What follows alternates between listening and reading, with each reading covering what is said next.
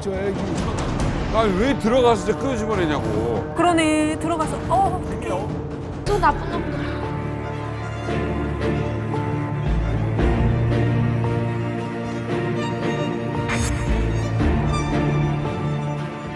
빨리 와 빨리. 한통속이에요, 근데 일본 영상 아니에요. 이번에 그 대규모로 북송을 당한 인물들 중에 우리 오늘 출연자분이 이 특별한 관계를 가지신 분이 있다고 합니다.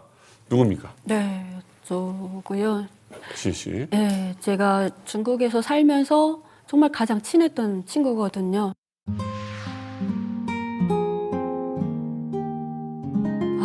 네, 이 친구가 어떻게 이 사진이 있을 수가 있죠? 출발하기 전날에 이 사진을 찍어서 보냈어요, 저한테. 이제 간다. 그래서 이 친구가 지금 얼굴이 원래 이렇게 새까맣고 저렇게 몸이 이렇게 이제 약하지 않아요. 원래는 좀 동실동실 하거든요. 근데 이 잡히기 바로 2년 반 전에 먼저 잡혔었어요, 한 번. 이제 한국으로 오는 가족을 집에다 숨겨줬었는데 그 가족한테 뒤따라 붙은 공안에 의해서 이제 한번 체포가 됐어요. 체포되고 감옥에서 나와서 막 울면서 정말 힘들어서 못 살겠다. 나도 한국으로 가겠다. 도와달라. 이렇게 했어요. 그래서 제가 너 나온 지 얼마 안 됐으니까 이제 공안이 따라붙을 수 있다. 당분간 있어라. 그러니까 나와서 몸도 추스르지 못하고 한 달 만에 이제 다시 집에서 출발을 했는데 이제 바로 잡혀버렸어요. 이제 그 탈북민 속에 한 명이 뿌락지가 있었던 거예요. 얘들을 이제 공안에다가 팔고 1인당 4,000원씩 받고 이제 빠져버리고 이제 잡힌 애들만 이제 잡힌 거죠.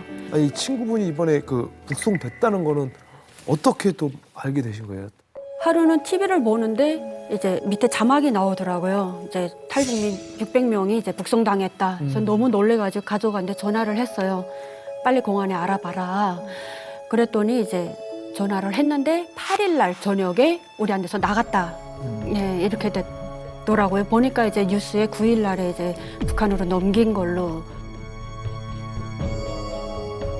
친구가 그 감옥에서 편지를 보냈어요. 자기가 북송될 거라는 걸 어떻게 예감을 했는지 막 눈물 콧물 다 흘리면서 이제 편지를 썼는데 글자를 알아볼 수 없게 쓴 거예요. 근데 거기 핏자국도 있었고요. 네?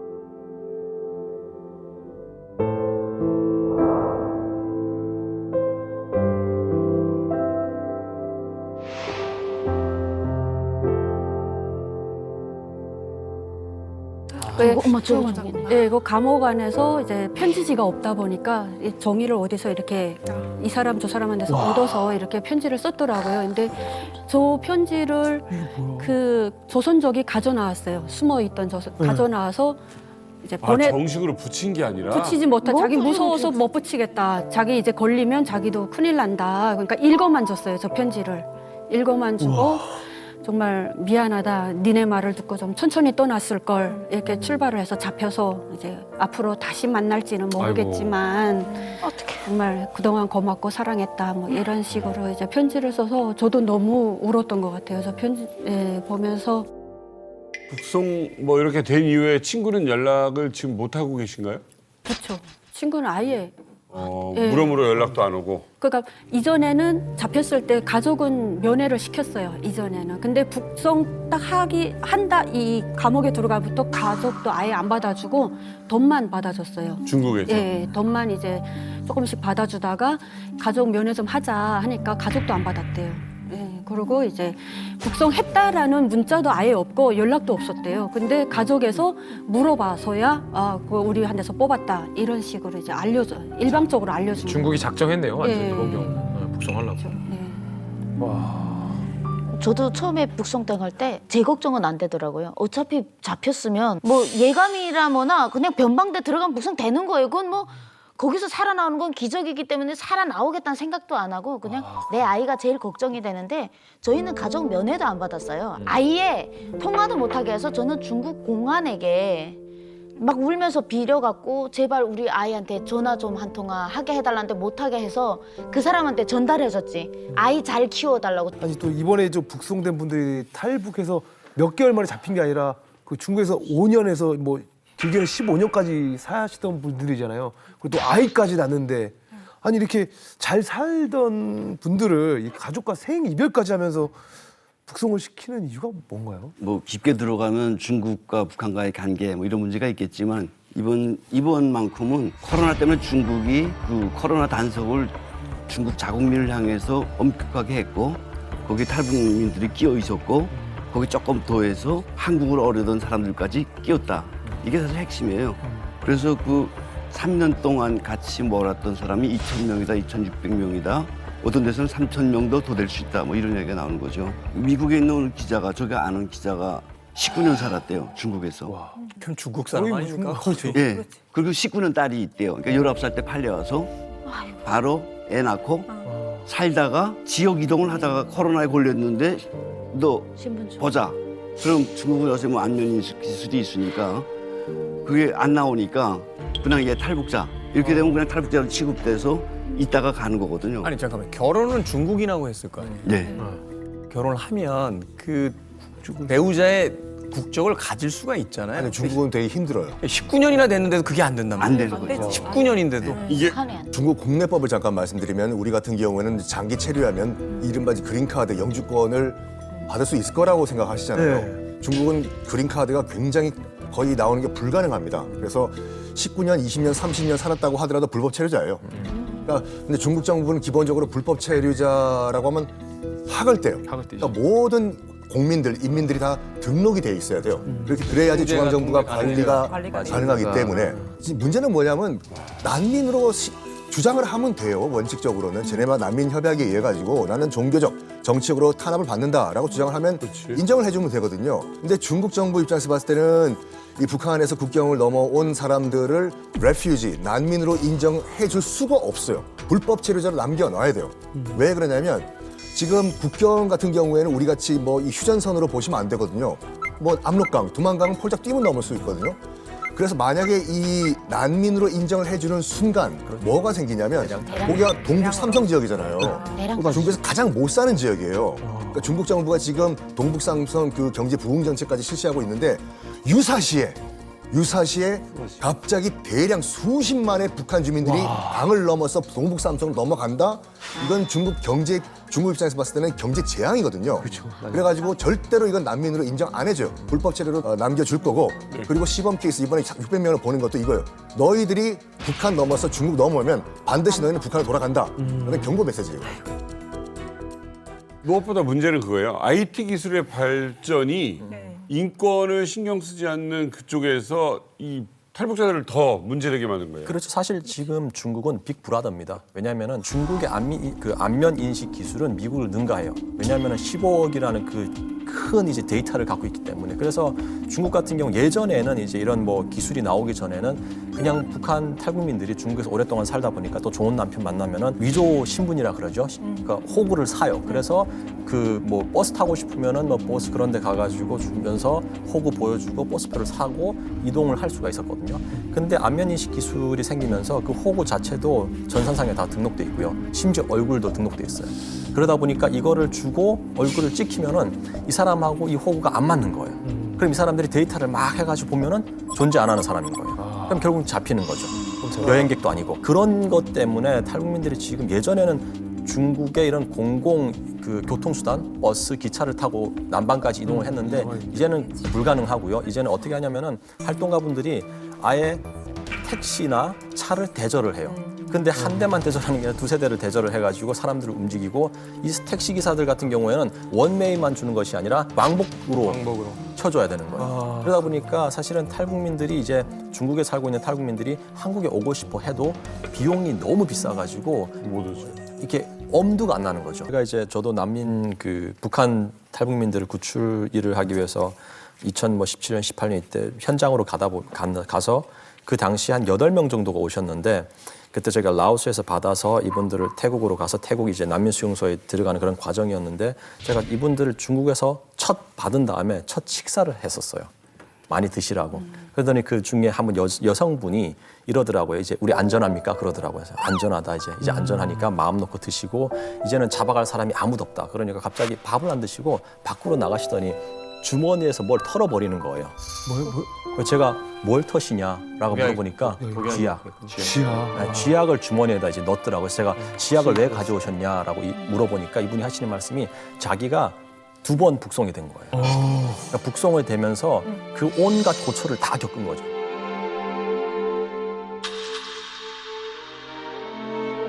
그래서 이번에 잡히게 되면은 그냥 지약을 먹고 그냥 북송 안 되는 게 낫겠다라고 판단해서 자기가 지약을 챙겼다 그러더라고요. 아니 강수현 씨도 본인이 직접 그 북송을 당했다라고 아까 이야기를 하셨는데 정말 저런 심정입니까?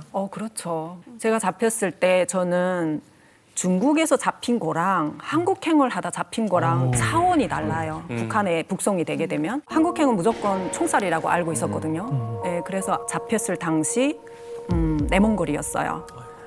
차라리 파출소에서 공안한테 잡히면 돈이라도 주면 통해요, 이게. 군인한테 잡힌 거예요. 군인은 뭐예요? 변방에 명령을 수행하는 사람들이에요. 집행하는 사람들. 안 통해요, 돈이. 그래서 잡혔을 때 저는 차라리 이게 꿈이었으면 좋겠다 이 생각이 들더라고요. 왜냐면 70대 어머니 그리고 12살 딸. 네. 그때 제가 죽음을 준비했죠. 이제는 죽었구나 이렇게 생각하고 감옥에서 아이한테 이제 유언을 남겼었어요. 아이도 같이 잡혀갔어요? 같이 잡혔어요, 다. 저 일행이 다 홀랑 다 잡혔었어요. 3대가 다. 감옥에 들어가서 이제는 마지막으로 이제 유언을 남겼는데 어떤 유언을 남겼었냐면 그때 당시 대장금이 그렇게 유행이 됐었어요. 막 난리도 아니었어요. 그걸 중국에서 많이 본 거예요. 근데 대장금이 뭐예요? 9살에 엄마를 잃어요. 그리고 스스로 성장하잖아요. 그 말을 해주고 싶더라고, 아이한테. 딸, 이제는 대장금이처럼 살아야겠다. 대장금이 어떻게 사냐? 애한테. 이제 엄마 잃고 혼자서 그래도 잘 살아가고 있잖아. 근데 아이한테 이야기할 때 나도 모르게 울컥 이렇게 올라오는 거예요. 예. 눈물이 이렇게 올라오는데 우리 엄마가 옆에서 나를 탁 치는 거예요. 아이한테 이게 마지막 모습일지도 모르니까 약한 모습 보이지 말라. 이러시더라고요. 그래서 꿀꺽 삼켰어요. 이렇게 삼키고 북한으로 가는 내내 도망치고 싶었어요. 이제 얘는 혼자 남겠구나 이 생각이. 어렸을 거 아니에요 그때? 예, 어렸죠. 12살 12살 됐는데 다행히 그 당시에 제가 중국에 사촌 오빠가 있어서 돈을 주고 사촌 오빠는 조선족이다 보니까 아이 2명까지 이렇게 등록이 되더라고요. 그 당시에? 네, 그 당시에. 예. 그 다행히 출생증을 만들어 놨어요, 제가. 얘는 중국 애다. 북한 애 아니다. 나랑 중국 사람이랑 이제 만나서 난 아이다. 이렇게 해서 다행히 중국에 남기게 됐었고 아이가 보는 앞에서 할머니랑 저랑 이제 수갑 차고 헤어지게 되죠. 아니 근데 좀 궁금하게 이제 행여 혹시 잡히면은 이 강제 북송당하면은 죽을 수도 있다는 걸 아셨잖아요. 네. 근데 그래도 한국행을 이렇게 좀 택하신 이유가 있나요? 그 중국에서 살게 되면 사실 중국 정부에서는 저희를 불법 체류라고 하잖아요. 언제 잡힐지 모르고 중국에서 항상 불안해요. 불안하고 공포스럽고 뭐 불이익 당해도 말을 못하고 아파도 병원에 제때 가서 치료도 못하고 이런 일들이 많았었고 저희 아버지 같은 경우는 아버지하고 엄마가 잡혀서 나갔어요. 저는 이제 일하려 다른 데 가다 보니까 아버지 엄마가 잡힌 것도 몰랐었어요. 나중에 알았는데 잡혀 나가서 감옥에 후유증으로 돌아가신 거예요, 아버지가. 네, 그래서 이렇게 해서 감옥에 죽겠구나. 이 중국도 안전한 나라 아니구나. 그래서 한국행을 가자. 가다가 죽더라도 가자. 이거예요. 네. 어차피 뭐 북한 나가도 죽는 거잖아요. 이래 죽나 저래 죽나. 이 수현 씨 말처럼 저도 강제 북송된 분들 취재를 많이 해봤는데 이분들의 공통적인 말씀은 잡혀서 북한으로 돌아가느니 죽는 게 낫다. 라는 게 그냥 말뿐인 게 아니라 실제 결심들을 하세요. 그러다 보니까 아직 붙잡히지 않았는데 탈북하는 과정에서 중국에 일정 기간 머물면서도 이 두려움이 극심한 공포예요. 언제 붙잡혀서 북한으로 강제 북송될지 모른다.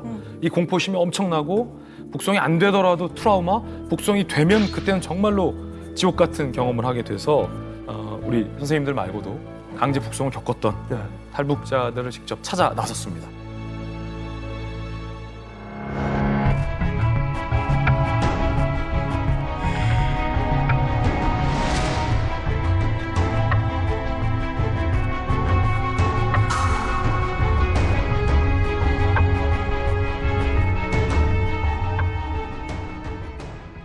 중국 정부에서 북한 사람들을 이렇게 잡아서 내보내야 된다 할 때는 기업령 같은 거 불어요. 그러면 공안들도 어디 누구 있는지 모르잖아요. 그러니까 현상금을 걸어요. 얼마 주겠다.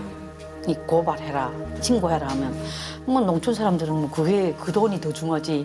뭐 이웃 간에 뭐 우정이라가 이런 거 상관없어요. 앞집 남자가 가서 고발한 거예요. 잊혀도 안 돼. 12월 30일 날 경찰이 한 10명을 왔더라고요. 그러니까 앞뒤로 다 포위해요. 누구도 들어 못 오게 하고 문 똑똑 들으면 경찰입니다. 그러니까 저는 날 잡으러 왔다는 거 알죠. 그래서 문 열어주니까 북한에서 왔는 거 하더라고요. 그렇다고 옷 입으러 가자 그러더라고요. 새벽에. 그래 그저 옷 입고 무슨 뭐 어쩔 수가 없잖아요. 뭐 달아날 수도 없고. 그럼 그저 꼼짝부터 잡혀서. 그때 그 잡혔을 때 두려움이 어느 정도셨어요? 다 잡혀줘게 해요. 그래서 가자는 데로 가요. 뭐 어쩔 수 없잖아요. 거기서 뭐 어떻게 달아날 수도 없고. 그러니까 그저 잡혀져게 한 상태죠.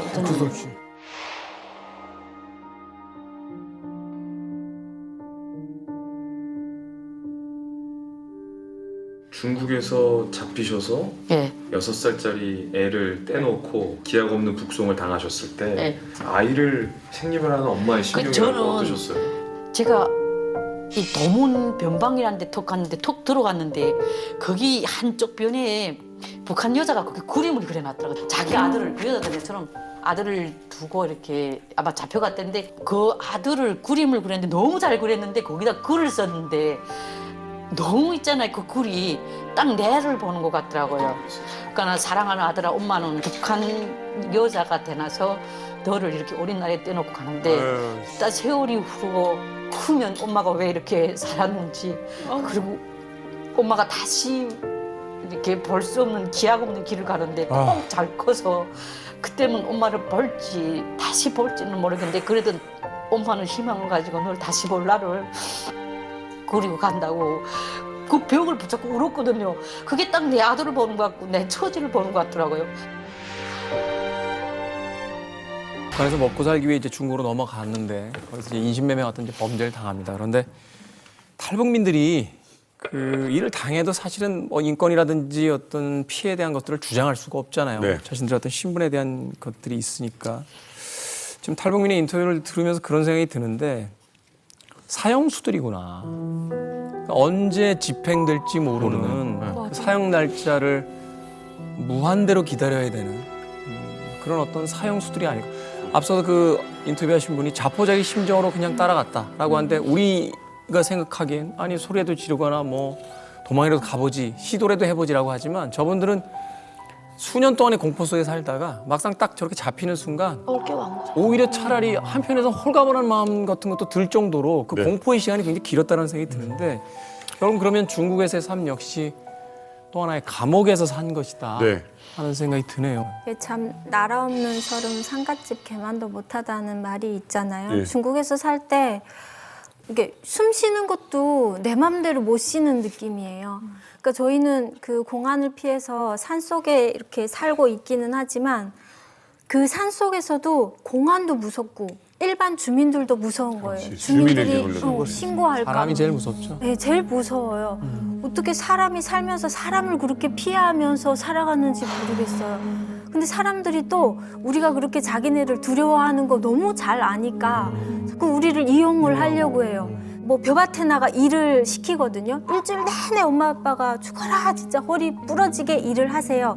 그래서 일주일 정도 되면 한 집 밭을 끝내요. 그럼 일주일 값을 받아야 되는데 엄청 해맑게 웃으면서 이제 끝냈다고 달라고 하거든요. 그럼 거기서 또 엄청 해맑게 웃으면서 기다려 해요. 근데 안 줘요. 그건 안 주겠단 말이에요. 그래도 아무 말도 못 하는 거예요. 그러니까 공안도 무섭고 사람도 무섭고 그리고 또 더 무서운 거는 저희는 딸만 둘이잖아요. 인신매매를 하려는 사람들이 공안에 그 신고를 하는 사람 비례로 인신매매 하려는 사람들이 더 많아요. 그러니까 엄마도 팔려고 하고 아빠만 안 팔려고 해요. 우리 셋은 다 돈덩어리인 거예요.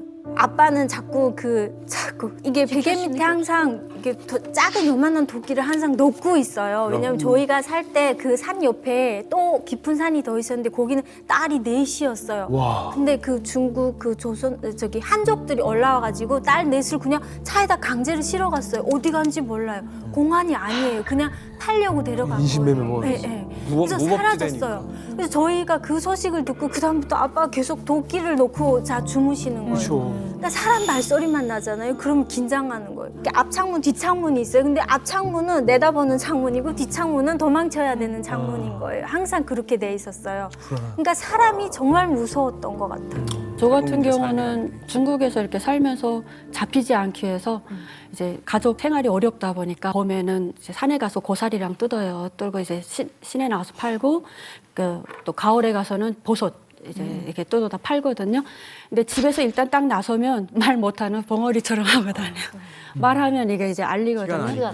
네, 근데 남편이 하루는 이제 계속 같이 다니거든요. 남편이 이제 마음이 안 놓이니까 잡혀갈까봐. 그래서 시내 나갔는데 남편은 중국 사람. 네, 그래서 담배 살러 갔는데 그새 이제 손님이 하나 왔어요. 나물 사려고 해서 이거 얼마냐 그래서 중국말로 류콰이 이렇게 했어요. 근데 저희가 아무리 중국말을 따라해도 그 언어라든지 이제 그 발음법이 틀리니까 딱 보더니 니스 신주 이렇게 조선 사람이냐 이래서 무슨 아니라고 했는데 그놈이 갖다 이제 신고를 해버린 거예요. 부지런하다. 그래가지고 이제 공안이 지금 막 하고 와요. 공안이 이제 와가지고 근데 남편이 이때 담배 사가지고 왔는데 공안에 오니까 저는 이미 이제 심장이 제 거 아니에요. 그다음에 다다다다 원래 뛰는데 누구냐 이렇게 하니까 야, 말 못한다고 벙어리다 내 색시다 이렇게 하고서는 이제 그 위기를 모면하는데 저는 이제 하늘 땅이 다 이제 꺼지는 심정이었어요. 내가 여기서 잡혀가야 되나 말아야 되나 막 이런 것도 있었고요. 이제 북한 여자들을 데리고 사는 남자들은 항상 이제 시한탄을 안고 살아요.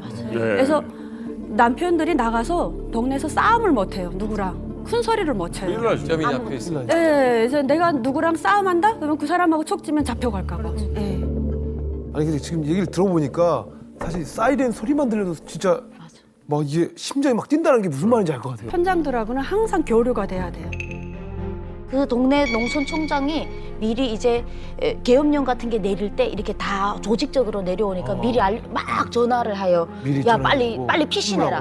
그리고 촌장도 있고 그 동네 파출소에도 아는 사람 하나 있어야 되는데 계속 뇌물도 갖다 바쳐야 되고 그 뭐 잘못해도 내가 잘하고 잘못하고 없어요. 동네 사람이 야 너 우리 양 하나 훔쳐갔지. 그러면 정말 안 훔쳐갔어. 봐 이렇게 야 너네 며느리 북한이지 이러면 미안해 갖다 줘야 돼요 무조건.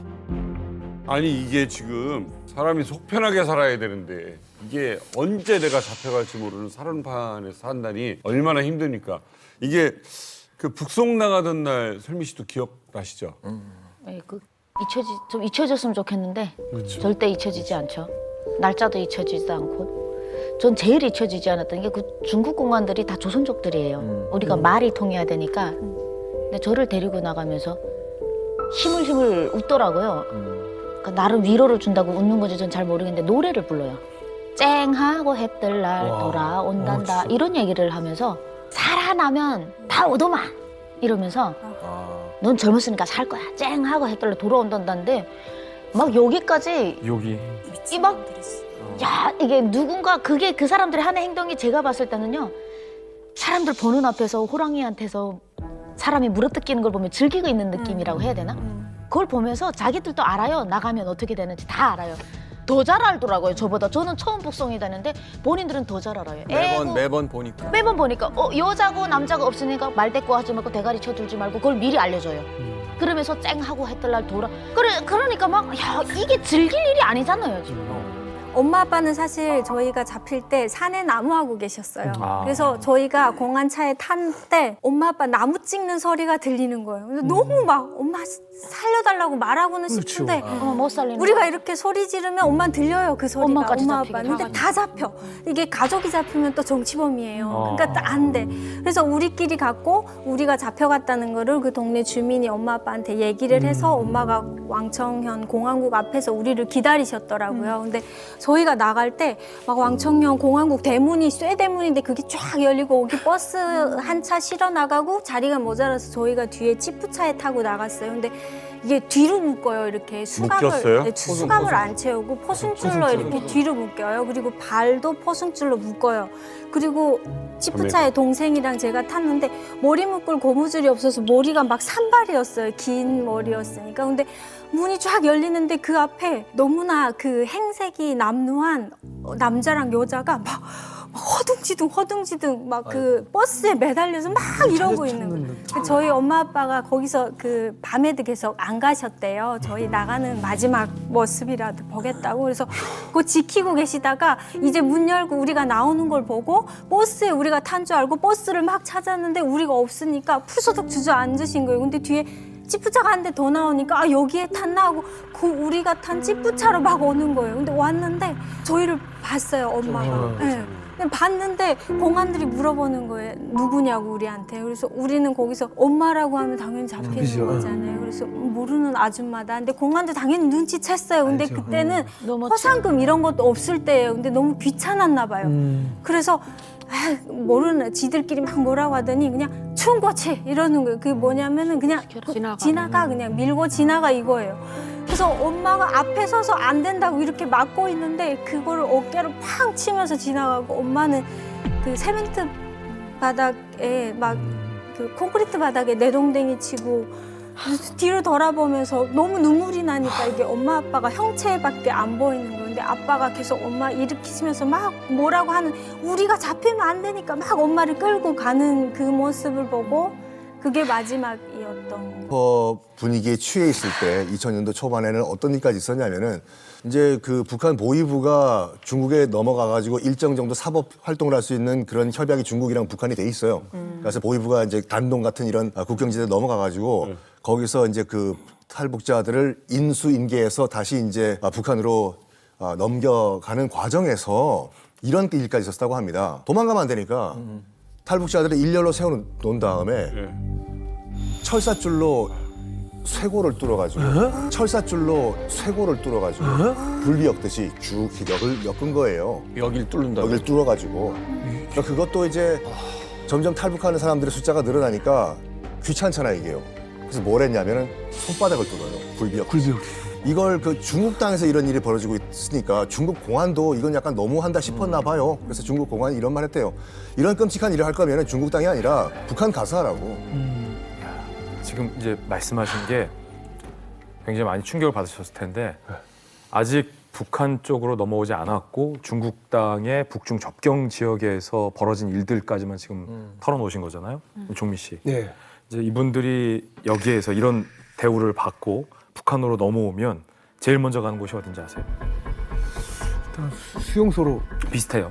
탈북민들 사이에서 가장 인간 대우를 못 받는 곳으로 알려진 공포의 장소입니다. 바로 북한 안전부 산하의 집결소로 탈북자들이 일괄 이송이 되는데 곳곳에 있어요, 집결소가. 근데 뭐 우리 이만가 가족들도 겪어보셔서 얼마나 끔찍한 일이 그곳에서 벌어나는지 잘 아실 텐데 정말 상상 이상의 일들이 벌어지고 있었습니다.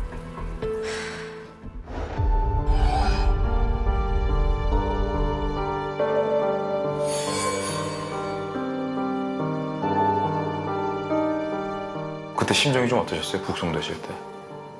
죽고 싶었어요.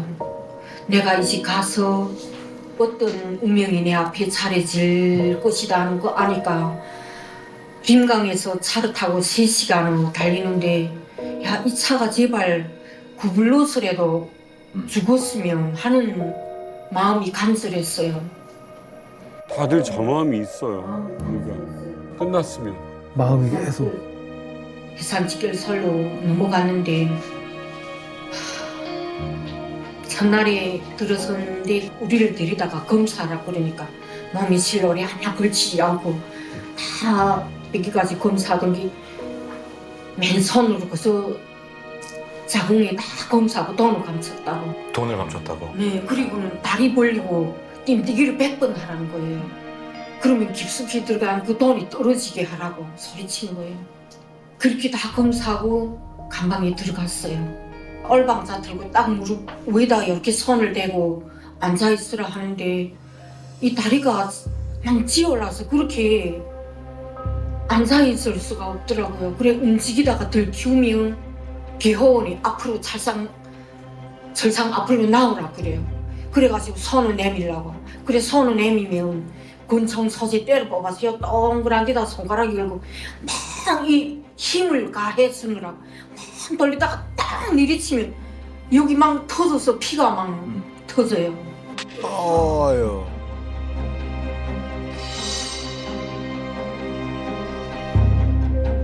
그 안에 있는데 내가 이때까지 세상에서 제일 살기 좋은 나라라고 교육받던 우리나라가 이런 곳이었는가? 정말 마음이 너무 아프고 뭐라고 표현할 길이 없었어요. 한국행을 떠나려다 붙잡힌 탈북민들은 더 처참하고 가혹한 이제 고문과 폭력을 행한다고 들었는데 선생님은 그런 대우는 안 받으셨나요? 그 다음 날부터 고문이 들어갔는데 키가 한 1m 87 이렇게 크고 체격이 또 보이고 직결소적으로 제일 악질이다 하는 예시문이 저한테 붙었어요. 저리 첫날에 깃밤을 얼마나 이렇게 때리는지 자기 손바닥이 아프니까 내려가서 그 자기 구두를 가져다가 구두 뒤다가 손이 넣고 팡 이러고 때리는데 구리상으로 들어오면서 신발을 신으면서 옆에 거울을 보니까 빵처럼 이렇게 내 머리 다 부어가지고 시뻘건해가지고 땀구멍이 막 이러고 막 알게 그렇게 금상하게 벗더라고요. 그 다음 날부터 몽둥이, 가슴 협대 때리는데 저는 10년이 지난 오늘까지도 내 다리에 이 각살로 때린 자리가 우묵우묵하니 다 들어가 있어요. 다리에 상처가 아직 네. 남아있어요. 전문 고문을 배운 사람들이니까 요 살이 많으면서도 이 뼈가 부러지지 않게 이런 데를 얼마나 때리는지 정말 아팠어요. 미쳤다.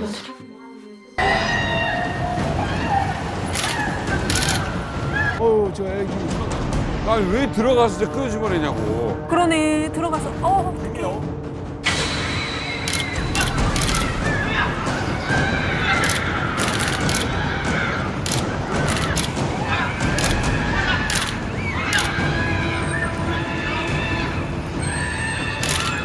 저 나쁜 놈들.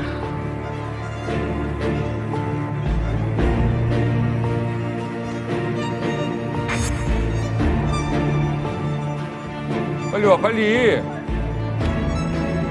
한통속이에요. 근데 일본 영상 아니에요.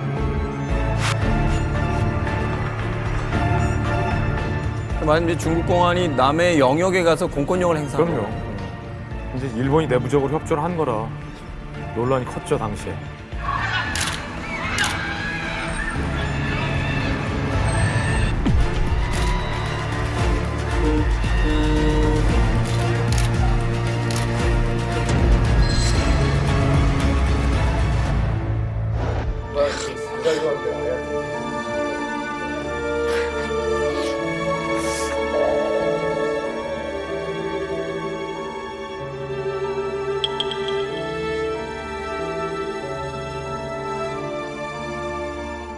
정말 그 3살도 안 된 아이한테 무슨 짓입니까 저게 진짜. 실패로 끝날 뻔했습니다. 근데 이게 그냥 묻힐 뻔했습니다. 근데 우리나라 언론 등등등이 현장에 대기하고 있으면서 이 장면을 찍은 거예요. 그리고 전 세계에 알린 겁니다. 근데 이 영상이 공개되고 국제 여론이 심각하게 돌아가니까 중국 정부도 어쩔 수 없이 뭐 바로 한국으로 보낼 수가 없고 제3국을 거쳐가지고 이 가족들은 다 한국에 무사히 도착을 했습니다. 천만 다행이네. 예. 아니 근데 요즘 최근에는 이렇게 공간을 통해서 한국에 이제 들어오는 탈북민들 얘기를 좀 못 들은 것 같거든요. 일단 뭐 중국에서 이제는 뭐 공간에 진입하는 것 자체가 굉장히 어려워졌고요. 설사 진입을 한다 하더라도 문제는 뭐냐면 거기서 이분들을 한국으로 데려오는 데는 중국 정부의 협조가 필수적이에요. 그렇지. 근데 중국 정부는 이제 북한의 눈치를 볼 수밖에 없는 거고, 그러니까 중국 같은 경우는 그래도 세계 여론의 눈치를 보거든요. 왜냐하면 특히 이제 중요한 행사를 앞두고 있거나 이럴 때. 그래서 지금 우리가 봤던 성공한 예들은 그나마 미디어에 찍혔기 때문에 성공한 거예요. 세계 모든 사람들이 저걸 지켜봤으니까 중국에서도 어쩔 수 없었던 거죠. 근데 그렇지 않은 경우에는 중국에서는 협조할 이유가 없는 거죠. 저는 중국이 올림픽하고 월드컵하고 자주 했으면 좋겠어요. 전 진짜 진짜로 눈치 좀 볼 수 있게 다 했으면 좋겠는데. 네, 그래서 실제로 들어갔다가 거기서 그냥 한국 대사관에서 몇 년씩 사는 사람들도 있죠. 맞아요. 협조가 안 그렇습니다. 이게 협조가 안 됩니다. 중국이 정말 잘못하는 게 이 사건이 벌어진 이후에는 한국 대사관, 뭐 스페인 대사관 들어가면 그래 들어가. 그래놓고 안 내보내는 거예요. 3년, 4년 되도록 안 내보내고 어정쩡 거기서 받아내게 해버려요. 그러니까 결국은 그 대사관에서 내보낼 수밖에 없게 만드는 거예요. 그렇죠. 그러니까 탈북자들도 혹은 브로커들도 인권운동가들도 야 대사관은 안 돼. 중국 애들이 절대 다른 데서 몰라도 혹시 대사관은 절대로 안 열어줘. 이렇게 된 거죠. 예, 뭐 이렇게 기적적으로 한국에 온 사람들도 있지만 우리가 기억해야 할 것은 아직까지도 북성의 위험에 노출된 채 중국에서 숨어 살고 있는 탈북민이 10만 명이에요. 게다가 여러 이제 북한 인권 단체들의 말에 따르면은 지금 현재 중국 공안에 잡혀 있는 탈북민들도 약 1,000여 명에 달한다고 합니다. 문제는 이 사람들도 이번에 그 600명처럼 송환될 위험이 있는 거죠. 그러니까.